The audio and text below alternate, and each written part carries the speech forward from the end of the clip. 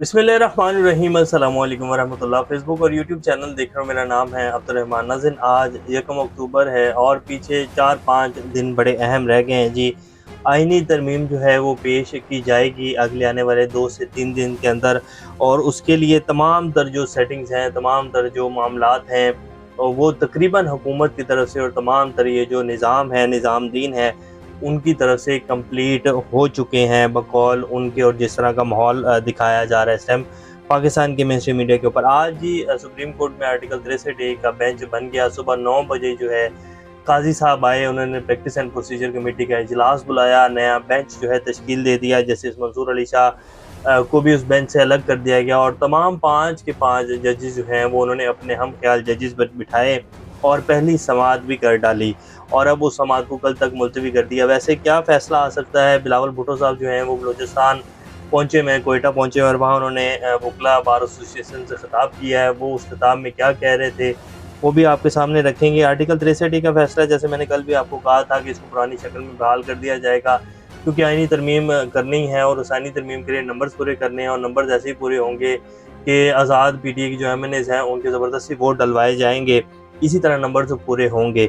आज मौलाना फजलुर रहमान साहब के पास भी मोहसिन नकवी साहब जो हैं पहुँचे हैं, उसकी भी तफसीलात आपके सामने रखेंगे। इससे पहले अगर आप लोगों ने चैनल को सब्सक्राइब नहीं किया तो रेड बटन को प्रेस कर लें और बेल आइकॉन को भी प्रेस कर लें, ताकि लेटेस्ट अपडेट्स आप लोगों को मिलती रहें और ये जो हमारा ताल्लुक है ऐसे ही जुड़ा रहे।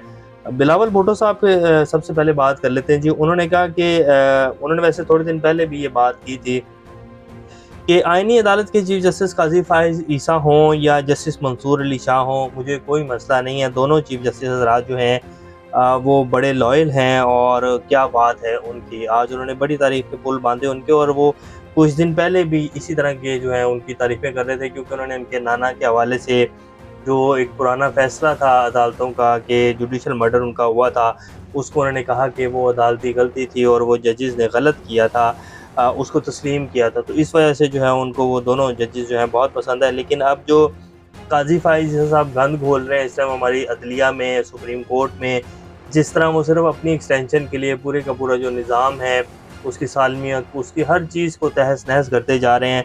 तो अब बिलावल भुट्टो साहब को काजी फाइज की ये हरकतें नज़र नहीं आ रही, उनको वो मोअज़्ज़ज़ तरीन जज लग रहे हैं। आज जब बिलावल भुट्टो साहब ने बात करना शुरू की तो उन्होंने पुराने जजेस हज़रात इफ्तिखार चौधरी और साकिब निसार, उमर अताब बंदियाल, उन सब को जी उन्होंने धोया, और वो जिस तरह रगड़ सकते थे उनको रगड़ा उन्होंने।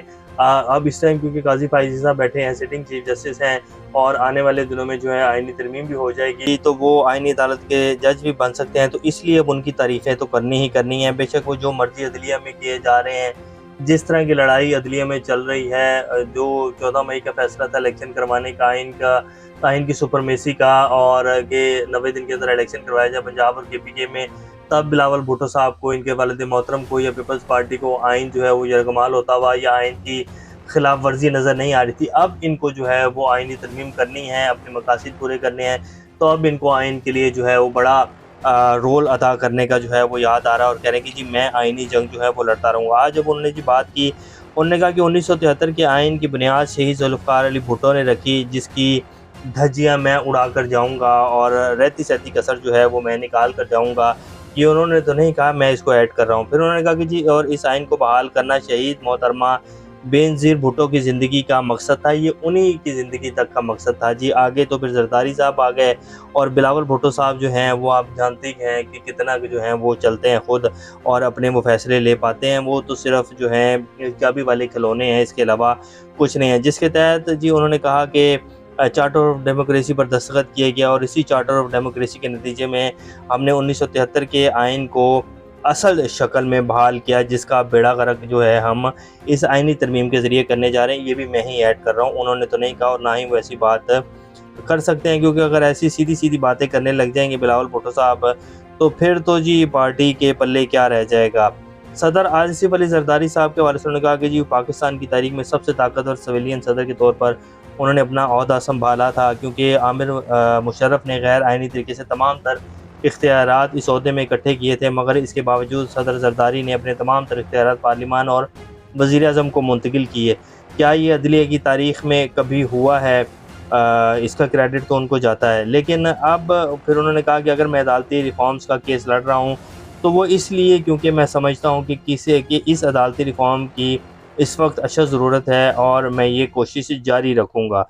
बिल्कुल ठीक बात है, अदालती रिफॉर्म्स होनी चाहिए जी। आईनी अदालत का क़याम भी होना चाहिए, लेकिन इस पर पाकिस्तान के जितने भी स्टेक होल्डर्स हैं उनको ऑन बोर्ड लेना चाहिए। पाकिस्तानी अवाम के सामने भी रखनी चाहिए आईनी तरमीम की जी ये वो फाइनल मसौदा है, इसको तमाम मीडिया के ऊपर चलना चाहिए।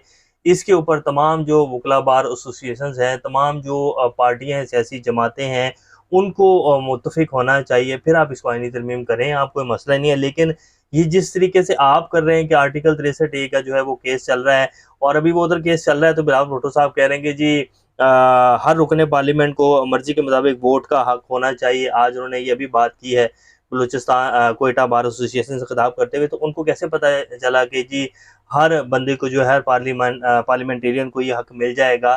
तो ये फैसला पता है कि काजी साहब जो हैं वो 63A का क्या फ़ैसला देने जा रहे हैं, जो वो इतनी जो है वो मेरा नहीं ख्याल कि काजी साहब जो हैं वो कभी भी जब से वो चीफ जस्टिस ऑफ पाकिस्तान बने कभी वो 9 बजे जो है वो आकर उन्होंने इस तरह कमेटी का इजलास बुलाया और उसके बाद जो है बेंच तश्कील दिया हो। तो आज उन्होंने कमेटी का इजलास भी बुला लिया और बेंच भी तश्कील दे दिया। तो ये फ़ैसला 63A का यही आएगा जी कि इसको पुरानी शक्ल में बहाल कर दिया जाएगा। फिर उन्होंने कहा कि जी मैं छोटा-सा होता था, मेरी वालिदा और मेरी बहन जो थी वो आप सब लोगों ने वो तस्वीर देखी होगी कि हम जेल के बाहर जो है बैठे हुए थे। मेरी वालिदा अपने वालिद से जो है उनको मिलने नहीं दिया जाता था ये और एक लंबी उन्होंने जो है तमहीद बाँधी और कहा कि जी मैं ये केस लड़ूँगा और ये आईनी तरमीम जो है वो होनी चाहिए। तो अब फ़ैसला तो हो चुका है कि जी आईनी तरमीम होगी और नंबर्स पूरे होंगे, जिस तरह भी हों, जिस तरह भी किए जाएँ, जो जितना मर्ज़ी ज़ोर लगाना पड़े, जितना मर्ज़ी जो है आइन की धज्जियाँ उड़ानी पड़े और आइन की धज्जियाँ उड़ाने के लिए तो काज़ी साहब जो हैं वो सुप्रीम कोर्ट में बैठे ही हैं, तो फिर कोई मसला ही नहीं है।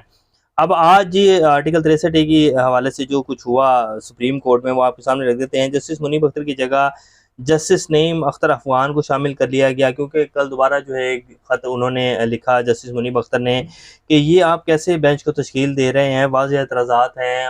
ऑर्डिनेंस सदारती ऑर्डिनेंस के ज़रिए प्रैक्टिस एंड प्रोसीजर कमेटी का इजलास आप कैसे बुला सकते हैं, इसके ऊपर फुल कोर्ट बेंच बैठना चाहिए, वो इसके ऊपर फैसला दे कि क्या ऑर्डिनेंस के ज़रिए जो है अब हम आइन इसको सुप्रीम कोर्ट का लेकर चलेंगे, क्या सदारती ऑर्डिनेंस जो है वो सुप्रीम कोर्ट और आइन से ऊपर हो गया है, ये आप किस तरह जो है फैसले करने हैं। लेकिन काजी साहब को जी एक ही सवाल है कि मुझे एक्सटेंशन चाहिए, या एक्सटेंशन दो या मुझे आईनी अदालत का सरबराह बनाओ।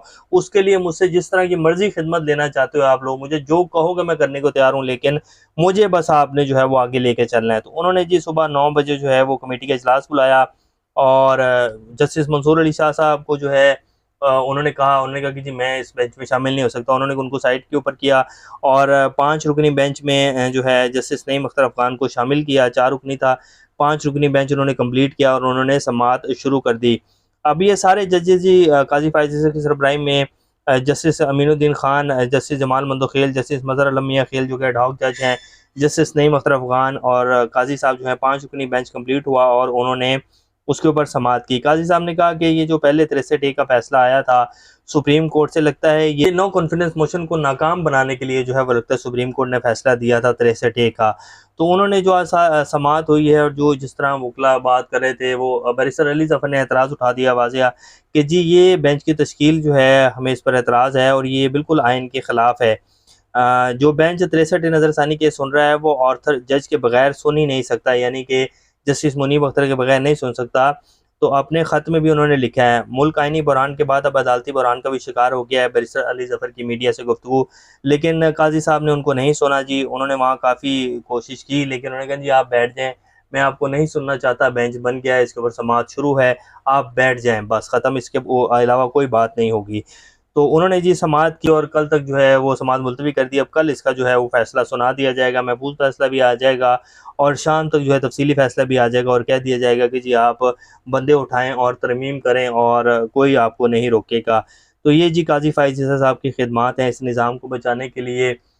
इसी तरह आज पाकिस्तान जी 75 साल हो गए हैं कि बेड़ा गर्क हो गया इस मुल्क का, कोई अदारा जो है वो नहीं बचा है। वज़ीर दाखिला मोहसिन नकवी साहब जी मौलाना फजल रहमान साहब से मिलने पहुँच गए, उनको गुलदस्ता पेश किया कि जी आप दोबारा JUIF के सदर मुंतखब हो गए हैं, अमीर मुंतखब हो गए हैं, तो ज़रदारी साहब ने आपके लिए पैगाम भेजा है।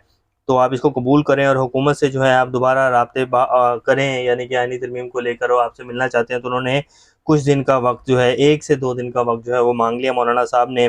मौलाना साहब अगर ना भी माने तो जी नंबर पूरे कर लिए जाएंगे। ये 63 का फैसला जो है वो इसीलिए किया जा रहा है। पीटीआई के जो सीनियर रहनुमा है मोहम्मद खालिद, जो कि गिलगित बल्तिस्तान के वज़ीर आला भी रह चुके हैं साहब, उन्होंने कहा कि काजी फाइज जैसे बदनाम और गिरा हुआ शख्स हमारी अदालती तारीख में ना पहले कभी आया और ना ही अल्लाह करे कि कभी आए। अब ज़ाती ज़िद और अनाद में कोई इंसान काजी जितना भी शायद ही गिरे। लंदन ब्रांड के किरदार ने 25 करोड़ आवाम का मैंडेट चुराने में सबसे बड़ी सहूलतकारी की। बुनियादी हकूक, इंतखाबी निशान, कागजाती नामजदगी, नुमाइंदगान का अखबार, दोबारा गिनती के नाम पर हज़ारों वोटों का रद्दोबदल, इमरान खान के मुकदमा को ना लगने देना, इंसाफ की राह में रुकावट, गर्ज पर नाइंसाफ़ी में पूरा किरदार रहा। अब कहीं कौम की जान छूट रही है तो कहीं इस कौम को इंसाफ ना मिले, इसलिए सुप्रीम कोर्ट को ही ख़त्म करने का प्रोग्राम बनाया हुआ है, जिसके लिए मौसूफ पीटीआई के मेंबर्स को अगवा करके वोट डलवाने का रास्ता देने की कोशिश करें, यानी कि 63 को दोबारा उसी शक्ल में बहाल करने के हवाले से उन्होंने ये ट्वीट किया है।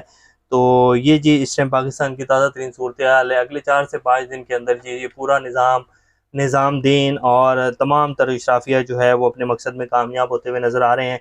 ये तो इनका प्लान है, अब देखते हैं कि क्या इसमें कामयाब होते हैं या नहीं होते हैं। ये भी कुछ ताज़ा तरीन सूरत हाल अभी तक के लिए थे। अपना का ख्याल रखिएगा। अल्लाह हाफ़िज़।